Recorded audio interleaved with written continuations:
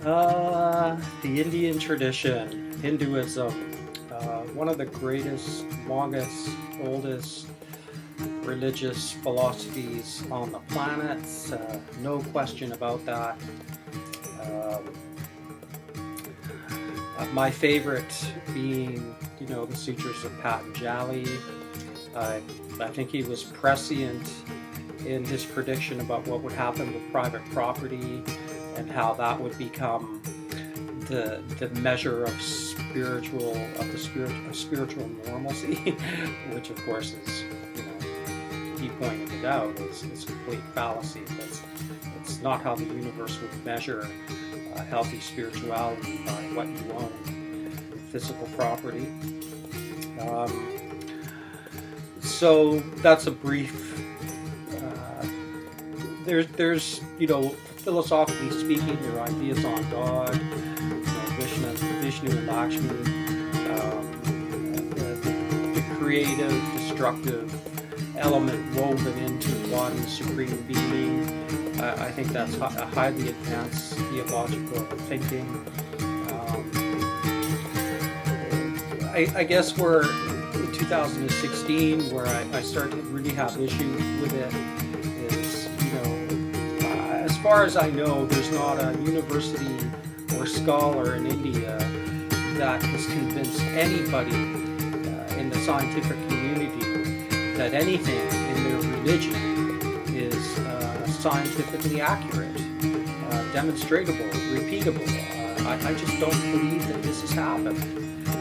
Please, someone, and I'm not talking about meditation here. I'm talking about, that'll be another video. I'm talking about the metaphysics espoused within the Hindu tradition, their cosmology. Has anybody proved what the Hindu tradition says about their cosmology and timescales in India? Have they convinced any of the scientists around the world of this? Have they convinced anybody about levitation? Have there been, repeated falsifiable experiments done in India that were accepted by the scientific community on large, writ large, on the ability to defy gravity? Where is this evidence? I mean, I'm familiar with David Bohm, and I love him as a scientist. I think he may be right as a scientist about what he was saying in some of the topics he covered. But very few scientists consider what David Bohm says.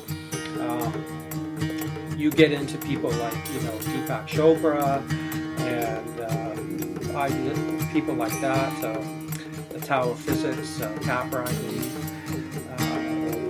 who equate the physical universe with God through quantum mechanics. And I don't see how you can reduce God to atoms. I just think that's some kind of fallacy they're espousing. The biggest issue I have with Hinduism is its continued perpetration of wealth inequality based on unprovable metaphysics. The ideas of karma and reincarnation I find wanting, especially in 2016. I mean, Christianity has its own version of this, and Calvinism. But this is about Hinduism, so it's certainly not alone in espousing bad metaphysics when it comes to economy.